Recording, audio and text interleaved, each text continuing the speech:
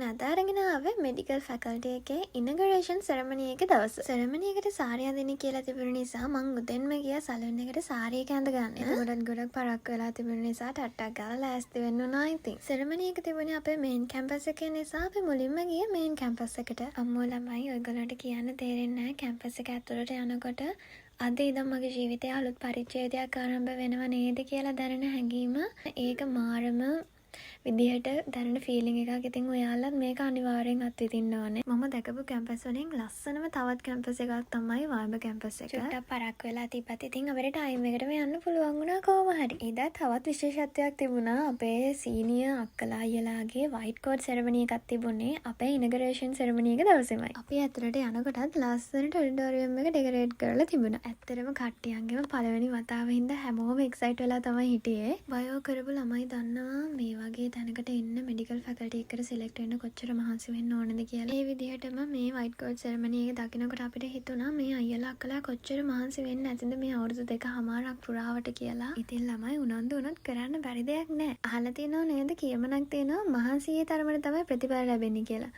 ඒක නම් සහතික ඇත්ත ළමයි මොනවා වුණත් මහන්සි වෙන තරමට තමයි ප්‍රතිඵල ලැබෙන්නේ. හරි මම දැන් කියවන එක නවත්තලා ඕගොල්ලන්ට මේ සෙරමනි එක පොඩ්ඩක් බලන්න දෙන්නම්කෝ.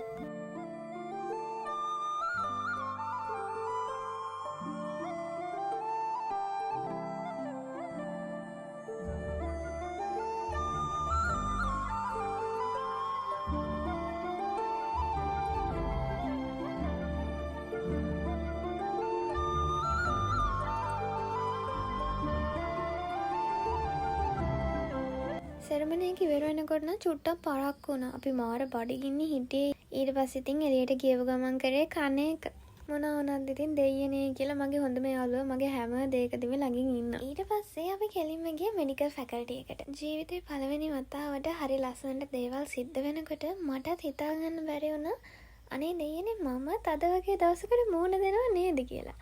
කැම්පස් යනවා තනියම හොස්ටල් වල ඉන්න. මෙඩිකල් ෆැකල්ටි එකට ගියාට පස්සේ අපි මුලින්ම ගියේ හොස්ටල් එකට. හොස්ටල් රූම් එක ඇතුළට යනකොට අපේ රූම් එක මේ විදිහට තමයි තිබුණේ. ඉතින් පොඩ්ඩක් දූවිලි වැදිලා මකුළු දැල් බැදිලා එහෙම තිබුණා. අපිට සෑහෙන වැඩක් තිබුණා කරන්න ඇතුලේ. අපි ඉතින් මහන්සි බැලුවෙත් නෑ. එහෙමම හොස්ටල් රූම් එකට ආපු ගමන්ම රූම් එක අස් කරන්න පටන් ගත්තා. අඩුම තරමේ සාරියවත් ගැලවෙන්නේ නෑ ළමයි. ඒ තරම් හදිසියක් තිබුණේ මේක අස් කරලා ඉවර වෙනකන්. මීට කලින් කවදාවත් දැකලා නැති යාළුවා 3 දෙනෙක් එක්ක මට රූම් එකේ ඉන්න උනා. අවුරුදු ගානක ඉඳන් අඳුරනවා වගේ අපි මාරම සහයෝගයෙන් කාමරය අස් කරන වැඩේ කරා. පේනවා නේද ළමයි ඉතින් රෑ වෙන්න කලින් කාමරය අස් කරගන්න ඕන නිසා වොෂ් එකක්වත් දාගන්න නැතුව ආපු ගමන් එහෙමම ටට්ටක් ගාලා අස් කරන්න පටන් ගත්තා. ඇත්තටම ගොඩාක් හොඳට තිබුණා අපේ හොස්ටල් රූම්ස්. අපි හිතුවට වඩා මාරම ලස්සනට මාරම ක්ලීන් එකට තිබුණා.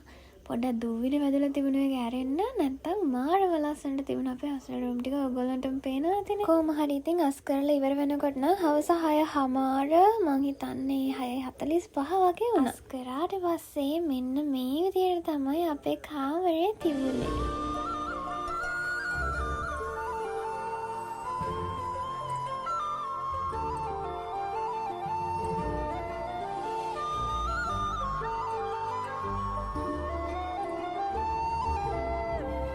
අපිට රෑට කන්න කැන්ටින් එකට යන්න වෙලාවක් තිබුණ නැති නිසා අපි අම්මලා එවපු එළවලු රොටි එකක් කාලා රෑ නිදා ගන්න ගියා. අද දවසට එච්චරයි ළමයි. ඉතින් ඔයගොල්ලෝ මගේ YouTube channel එකට අලුත් නම් මාව subscribe කරන්න.